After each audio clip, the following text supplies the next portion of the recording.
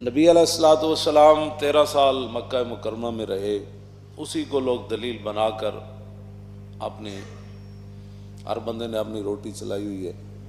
جی حضور نے تبلیغ فرمائی، حضور نے 13 سال یہ کیا۔ 13 سال میں جو ظلم ہوئے صحابہ پر کوئی تصور کر سکتا ہے؟ انہوں نے تبلیغ کو بنایا ہوا ہے کہ جو بھی مشکل کام ہو پیچھے ہٹ جاؤ، ٹھیک ہے چلنے دیں، حالات نہیں ٹھیک۔ کون سا ظلم ہے جو مکے میں صحابہ پر نہیں ہوا؟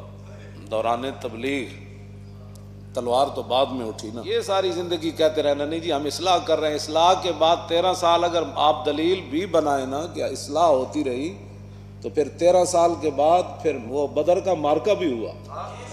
ساری زندگی مکے جو حضور اصلاح نہیں فرمائی، پھر حضور میدان میں آ گئے، بدر میں آ گئے، احد میں آ گئے، خندق میں آ گئے۔ یہ لوگ دلیل بنا کر حجروں میں چھپے بیٹھے ہیں کہ جی حضور نے تبلیغ فرمائی تو ہم بھی تبلیغ فرما رہے ہیں۔ میں نے کہا تبلیغ کا بھی ایک ٹائم ہوتا ہے، اس کے بعد پھر میدان لگانا پڑتا ہے۔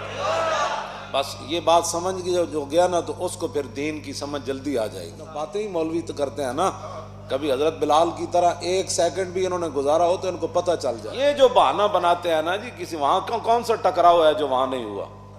ہوا ہے، صرف اتنا تھا کہ ابھی فرمایا میرے حبیب اپنے غلاموں کو فرما دیں فاعفوا واصفحوا، ابھی ان کو معاف کریں، ابھی درگزر کریں۔ وہ وقت آنے والا ہے جب میدان بدر میں امیہ بھی لمحہ پہ جانا ہے، ابو جہل بھی لمحہ پہ جانا ہے، عتبہ بھی لمحہ پہ جانا ہے، شیبہ بھی لمحہ پہ جانا ہے۔ حضور اجے انہوں کہو اجے ہاتھ پائی نہیں کرنی، صرف اتنی بات ہے۔